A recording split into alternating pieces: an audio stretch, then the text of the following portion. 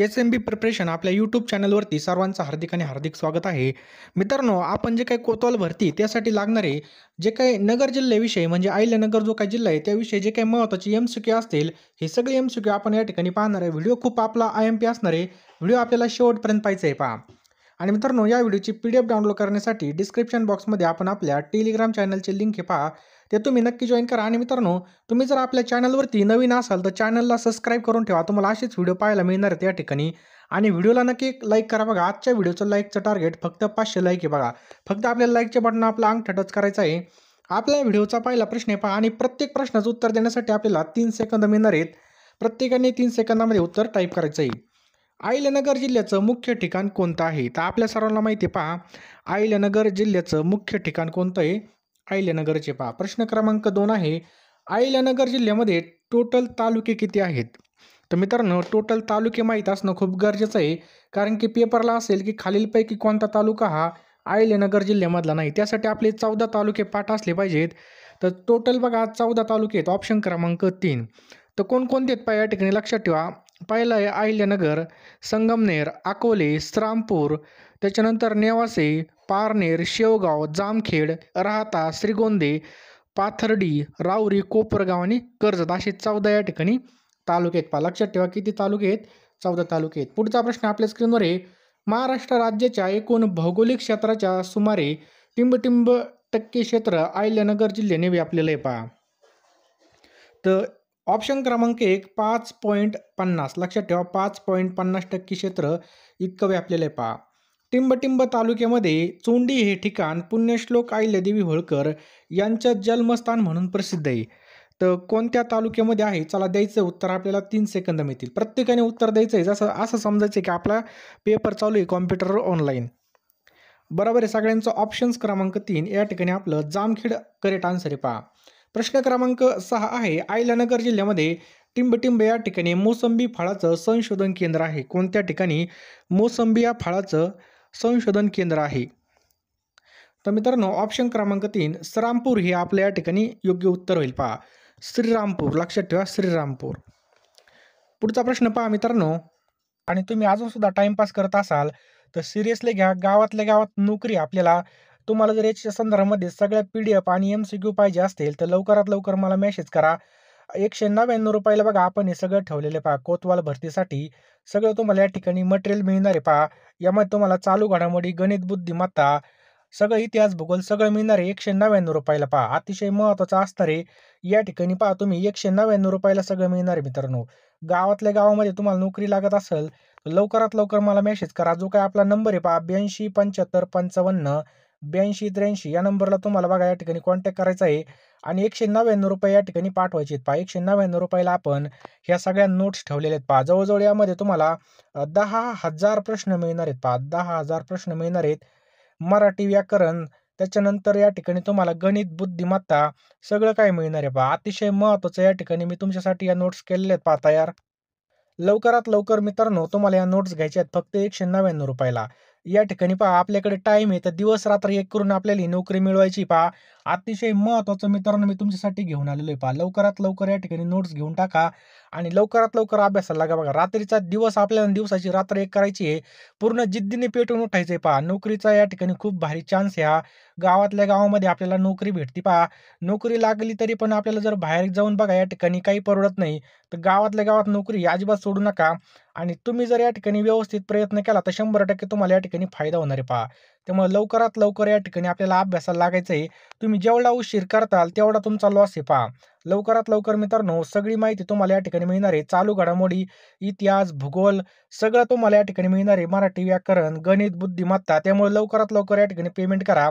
जो काही नंबर आहे पहा आपला तुम्हाला स्क्रीनवर दिसत असेल किंवा जो काही QR कोड आहे त्यावर स्कॅन करून सुद्धा तुम्ही पैसे पाठवू शकता. आणि लगेच या ठिकाणी त्याचा स्क्रीनशॉट तुम्ही मला WhatsAppला पाठवून द्या. लगेच तुम्हाला या ठिकाणी मी सगळ्या नोट्स पाठवून देईल. चला आता पुढचे प्रश्न बघूयात आपण. त्यामध्ये साखर कारखान्यांची संख्या लक्षणीय आहे. तर कोपरगाव तालुका आहे बघा या ठिकाणी आपलं लयच राहिलं. तर कोणत्या तालुक्यामध्ये साखर कारखान्याची संख्या लक्षणीय आहे? तर कोपरगाव. पुढचा प्रश्न मित्रांनो, अहिल्यानगर जिल्ह्यातील पुढचा प्रश्न आहे पहा. अहिल्यानगर जिल्ह्यामधील दायंबाद हे टिंब काठी वसलेलं ठिकाण ताम्रपाषाण अवशेषांशी प्रसिद्ध आहे पहा. ताम्रपाषाण अवशेषासाठी प्रसिद्ध आहे? चला या उत्तर आपल्याला 3 सेकंद मिळतील. तर मित्रांनो प्रवरा हे आपल्या या ठिकाणी योग्य उत्तर होईल. प्रवरा हा आहे खर्डे येथील भुईकोट किल्ला प्रसिद्ध असून मराठ्यांच्या बघा खर्डे येथील भुईकोट किल्ला प्रसिद्ध असून मराठ्यांच्या विजयाचं ठिकाण आहे. तर लक्षात ठेवा शेवटच्या या ठिकाणी बघा विजयाचं ठिकाण आहे. प्रश्न क्रमांक 11 आहे मित्रांनो, सर्वात दुष्काळी क्षेत्र असलेलं हा जिल्हा महाराष्ट्र राज्यातील सर्वाधिक सिंचन क्षेत्र असलेला जिल्हा सुद्धा आहे पहा. तर अहिल्यानगरचं आपल्या या ठिकाणी योग्य उत्तर होईल. प्रश्न क्रमांक पुढचा आहे, महाराष्ट्र राज्यातील सर्वात मोठा जिल्हा क्षेत्रफळाने कोणता आहे? क्षेत्रफळानुसार सर्वात मोठा जिल्हा कोणता आहे मित्रांनो? अहिल्यानगर हा जिल्हा आहे पहा. अहिल्यानगर जिल्ह्यास एकूण किती जिल्ह्याच्या सीमा स्पर्श करतात? तर लक्षात ठेवा मित्रांनो, किती जिल्ह्याच्या सीमा स्पर्श करतात? टोटल 7 जिल्ह्यांच्या सीमा या ठिकाणी आपलं योग्य उत्तर होईल. 7 जिल्ह्याच्या सीमा स्पर्श करतात. प्रश्न क्रमांक 14 आहे, सह्याद्री पर्वताचे सर्वोच्च उंच शिखर कळसुबाई हे कोणत्या जिल्ह्यामध्ये आहे?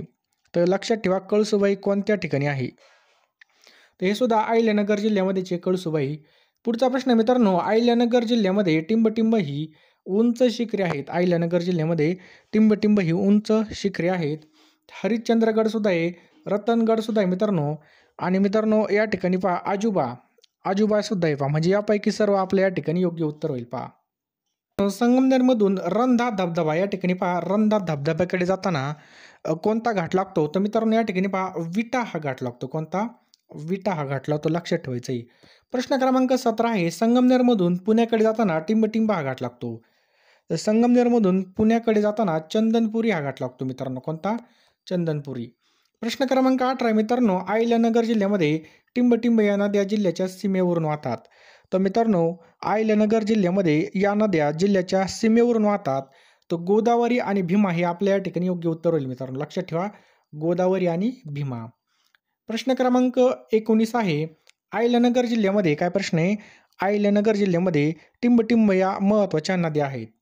तर प्रवरा आणि मुळा ह्या सुद्धा महत्त्वाच्या आहेत. सीना सुद्धा आहे. आणि या ठिकाणी मित्रांनो प्रवरा, मुळा, सीना आणि वरीलपैकी सर्व या ठिकाणी पहा वरीलपैकी सर्व नद्या या ठिकाणी महत्त्वाच्या आहेत. पुढचा प्रश्न आहे मित्रांनो, अहिल्यानगर जिल्ह्यामध्ये टिंबटिंब ही गोदावरीची उपनदी आहे. तर गोदावरीची उपनदी कोणती आहे? तर प्रवरा मित्रांनो ही याचं योग्य उत्तर आहे. कोणती पहा? प्रवरा नदी ही उपनदी आहे. प्रश्न क्रमांक 21 आहे, अहिल्यानगर जिल्ह्यामध्ये टिंबटिंब नदीचं पाणी या ठिकाणी पहा अहिल्यानगर जिल्ह्यात टिंबटिंब नदीचं पाणी उंचावरून पडते. बघा या ठिकाणी पहा उंचावरून पडते आणि त्या ठिकाणी रंधा धबधबा आहे. ते बघा रंधा धबधबा आहे. तर कोणत्या ठिकाणी हे? प्रवरा याचं योग्य उत्तर आहे पहा रंधा धबधब्यावर प्रवरा. प्रश्न क्रमांक 22 आहे, अहिल्यानगर जिल्ह्याचं हवामान टिंबटिंब आहे. तर मित्रांनो अहिल्यानगर जिल्ह्याचं हवामान उष्ण आणि कोरडं आहे मित्रांनो. लक्षात ठेवायचं आहे उष्ण आणि कोरडं. प्रश्न क्रमांक 23 आहे, टिंबटिंब तालुक्यामध्ये भंडारदरा हे थंड हवेचं ठिकाणी. टिंबटिंब या तालुक्यामध्ये भंडारदरा हे थंड हवेचं ठिकाणी. तर अकोले आपल्या या ठिकाणी योग्य उत्तर होईल पहा. लक्षात ठेवायचं आहे अकोले. प्रश्न क्रमांक 24 आहे, अहिल्यानगर जिल्ह्यामध्ये टिंबटिंब तालुक्यामध्ये रेकुरी या ठिकाणी काळविटांसाठी अभयारण्य आहे. तर कर्जत आपल्या या ठिकाणी योग्य उत्तर आहे पहा. लक्षात ठेवायचं आहे कर्जत आपल्या या ठिकाणी योग्य उत्तर आहे. अहिल्यानगर जिल्ह्यामध्ये टिंबटिंब या भागामध्ये माळढोक पक्षी अभयारण्य आहे. माळढोक पक्षी अभयारण्य आहे. तर मित्रांनो ऑप्शन क्रमांक 2 श्रीगोंदा. लक्षात ठेवा श्रीगोंदा. प्रश्न क्रमांक 26 आहे, अहिल्यानगर जिल्ह्यामध्ये कोणता तलाव आहे?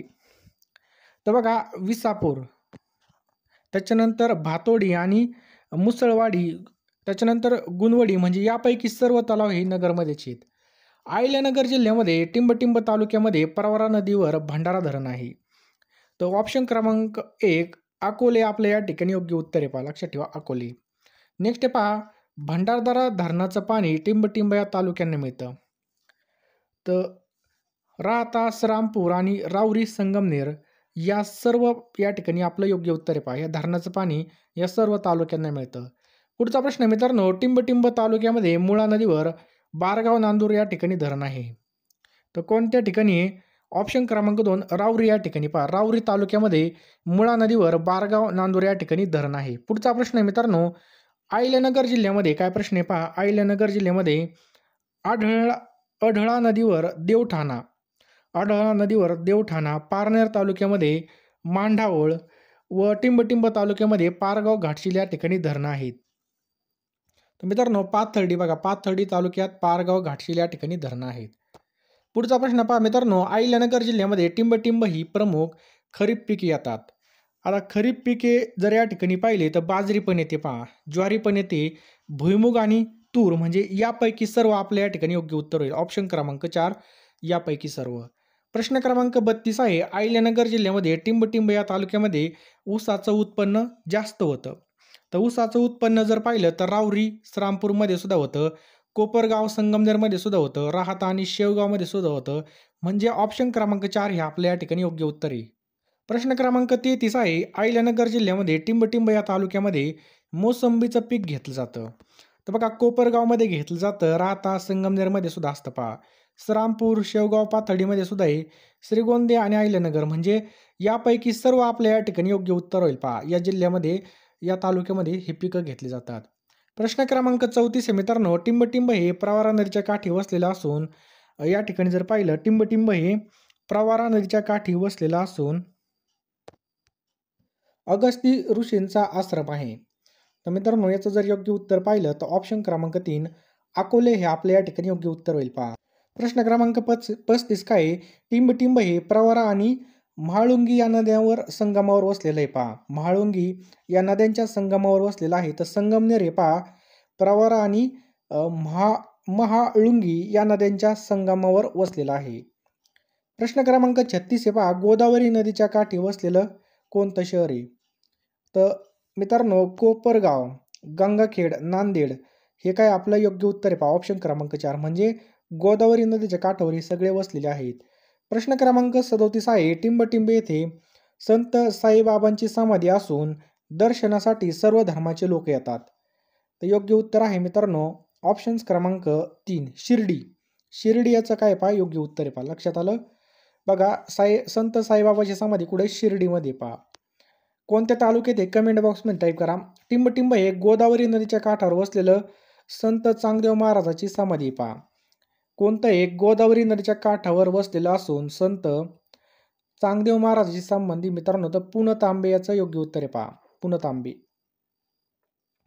प्रश्न क्रमांक 39 आहे, टिंब येथील साखर कारखाना हा भारतातील पहिला सहकारी साखर कारखाना आहे. तर प्रवरानगर आपल्या या ठिकाणी मित्रांनो योग्य उत्तर होईल काय? प्रवरानगर. प्रश्न क्रमांक पुढचा आहे मित्रांनो, टिंब हे प्रवरा नदीच्या काठी वसलेले असून येथे संत ज्ञानेश्वरांनी ज्ञानेश्वरी लिहिली. काय प्रश्न आहे बघा, टिंब हे ठिकाण प्रवरा नदीच्या काठी वसलेलं असून येथे संत ज्ञानेश्वरांनी ज्ञानेश्वरी लिहिली. तर नेवासी मित्रांनो योग्य उत्तर आहे. लक्षात ठेवा सगळ्यांनी नेवासी. पुढचा प्रश्न आहे मित्रांनो, टिंब भीमा नदीच्या काठावर वसलेला आहे. टिंब हे भीमा नदीच्या काठावर वसलेलं आहे. तर पेडगाव आपलं योग्य उत्तर आहे. प्रश्न क्रमांक 42 आहे, टिंब येथे अष्टविनायकापैकी सिद्धिविनायकाचं मंदिर आहे. तर लक्षात ठेवा सिद्धटेक. लक्षात ठेवायचं आहे सिद्धटेक. प्रश्न क्रमांक पुढचा आहे पहा, टिंब येथे काळवेटासाठी अभयारण्य आहे. तर रेहेकुरी हे आपलं काय बघायचं योग्य उत्तर आहे. कोणतं आहे? रेहेकुरी. 199 रुपयाच्या PDF लगेच फोनपेमध्ये जा आणि लगेच पेमेंट करा. वेळ फार कमी आहे आपल्याकडे. कॉम्पिटिशन भरपूर असणार आहे. तगडा अभ्यास सुद्धा करावा लागणार आहे आपल्याला. त्यामुळे तुम्हाला या पदासाठी लागणारे सगळ्या PDF तुम्हाला मिळून जातील मित्रांनो. लवकरात लवकर फोनपेमध्ये जा आणि पेमेंट करा. 199 रुपये. मी तुम्हाला लगेच या ठिकाणी सगळ्या नोट्स पाठवून देईल पहा. अतिशय उपयुक्त नोट्स असणार आहेत. लवकरात लवकर आपल्याला पेमेंट करायचं आहे मित्रांनो. रात्रीचा दिवस आणि दिवसाची रात्र करायची पहा. लगेच पेपर होणार आहेत. टाईम भरपूर कमी मिळणार आहे आपल्याला आणि आपली तयारी होणं खूप गरजेचं आहे पहा. तुम्ही नक्की या नोट्स वाचा. मराठी, व्याकरण, GK, चालू घडामोडी, समाजसुधारक, इतिहास, भूगोल सगळं तुम्हाला या ठिकाणी मिळणार आहे वाचायसाठी. तर लवकरात लवकर अभ्यासाला लागा. वेळ फार कमी आहे. जास्त काही सांगत नाही. ज्यांना खरंच नोट्स घ्यायच्या असतील त्यांनी मला मेसेज करा आणि 199 रुपये फोनपे करा. मी तुम्हाला लगेच सगळ्या PDF पाठवून देईल. धन्यवाद. जय हिंद, जय महाराष्ट्र.